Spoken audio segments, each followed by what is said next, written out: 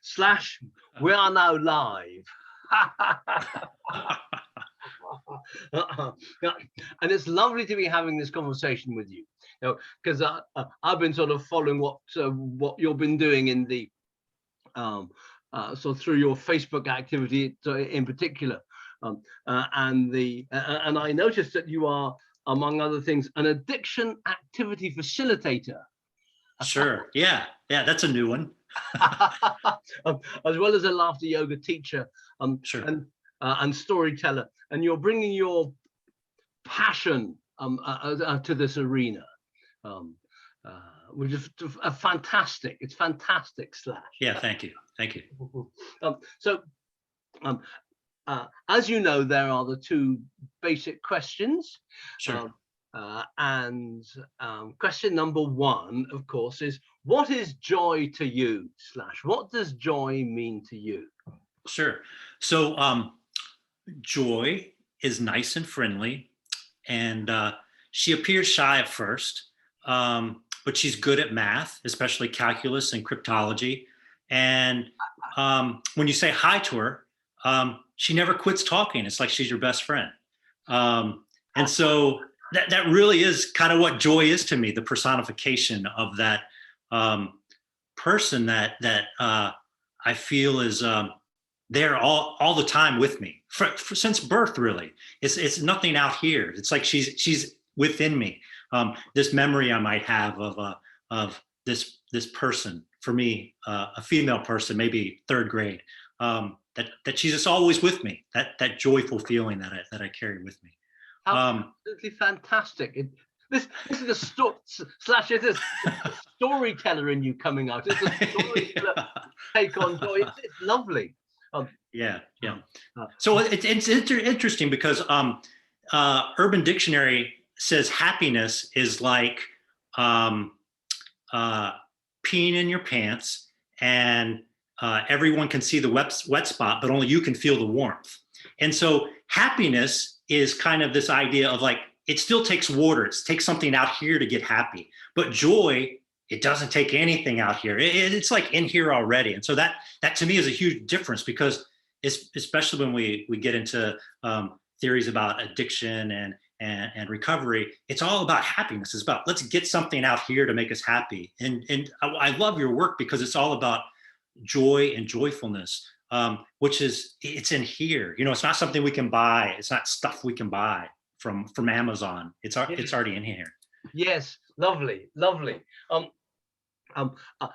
I've got a third question that sort of come to mind after these first two, from what you've been saying. So, because the second basic question is, having covered what is joy to you, the next is, how important is it to you? I'll admit I'm new to join the joy bandwagon. And so new to me is when I kind of crossed paths with laughter yoga and unconditional laughter. But that's when I began to explore. And it wasn't until 2 years ago when I began to take laughter yoga into the addiction centers that I began to explore joy more fully, and made it particularly an important part of the conversation of recovery. And so now it's a daily part of that conversation. To me, happiness is an outdated word. It really needs to be replaced by joy. And when we think about the power of words, it has to be joy. There is no other option now. Time has passed to continue to harp on happiness. To me, like they say, the age of Aquarius, this is the age of joy. It has to be. Oh, fantastic. Good. Thank you, because you have already alluded to my third question, which is, how much do you use joy and awareness of joy and the language of joy in your work in the addiction recovery centers? Yeah, so it's actually one of the major foundations of the addiction activity treatment program, and using the word joy. And so we have Starbucks here. I think Starbucks are all over the world, but Starbucks has its own language. And so instead of a small coffee, they call it a tall coffee. Instead of a medium coffee, they call it a grande coffee. And the baristas are really animate about correcting you if you call it by the wrong size. They want you to develop this language for the tribal community. And so within the treatment centers, I'm really active about correcting people when they use the word happiness, because to me, happiness is just, again, an outdated word. It's really about understanding where that joy resides in us. And so we start actually every session with an imagination exercise where we locate that joy within ourselves. And so, for most people, they can go years, and I was included, and not even use the word joy in a conversation. I think for most people, the word joy doesn't even come up in like the 100 words they use in a year. And so to begin to help people to use the joy as part of their regular vernacular, that's one step. But I think it's an important step, because when we use that language and the words, I think the vibrations begin to change something in our bodies. Yes, lovely, absolutely fantastic. So, how easily do the people you're working with, how easy do they relate to joy? How easily, how is it easy for them to find it inside themselves? I think this is because the work you're doing with sort of laughter yoga and joy in addiction recovery is fantastic and pioneering. And I'm sure people sort of watching this will be really interested to know, so for examples of how easily the people you're working with, how easily they manage to locate it in themselves. Is that something they find easy to do with guidance? Well, I think as a general rule, like society in general may have a hard time finding joy, especially when they don't even use the word or may even understand what it is. But so part of it is like starting to use that word a little bit more. But I feel so they say that addiction is a progressive disease, that it eventually progresses without treatment and gets worse and can end in death. But the thing is, especially in the treatment centers, that same passion that people feel towards their addiction and fighting these urges is the same passion they have of embracing joy. And so in some ways, it's actually easier for people in treatment to apply these kind of things that feel foreign to them, because oftentimes what they'll do is they'll embrace it in the same way they do their addiction. Like, I really need this, and like, wow, I'm going to embrace joy. And it becomes this very joyful experience. But initially, it is kind of foreign to them. It's like we don't think about,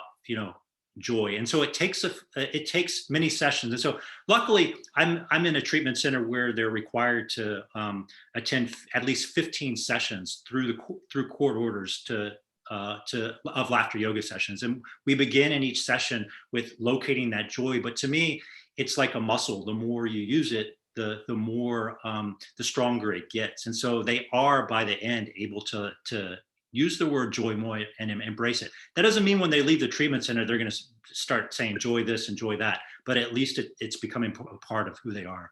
Yeah, how fantastic. Because presumably, when we humans start our sort of addiction recovery progress, the start is all very, oh my goodness, and we're all very sort of wired, and it's all very, very sort of full on. Then as we progress, we tend to become more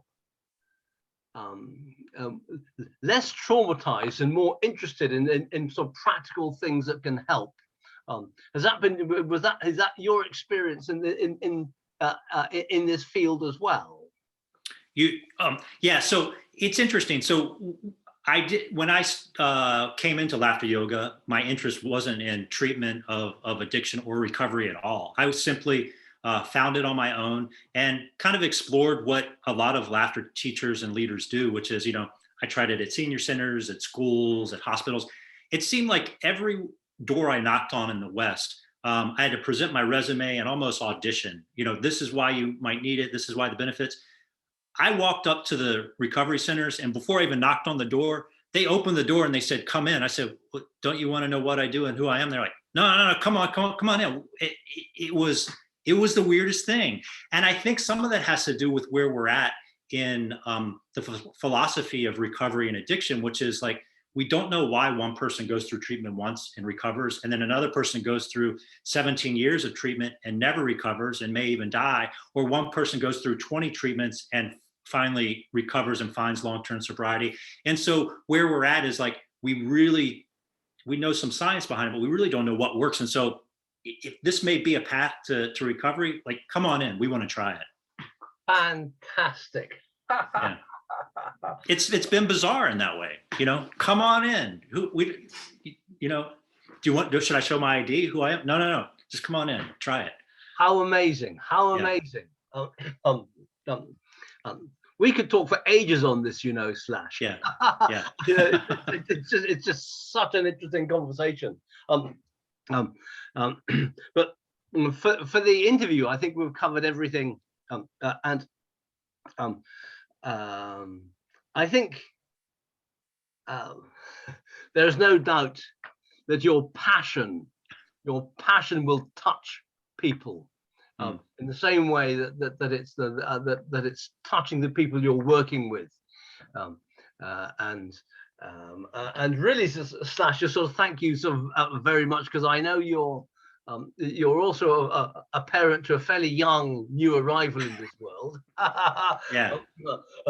And finding sort of slots to do things, predictable slots to do things like have conversations in Zoom is quite tricky. So I very much appreciate having Of course. been able to have this conversation with you. And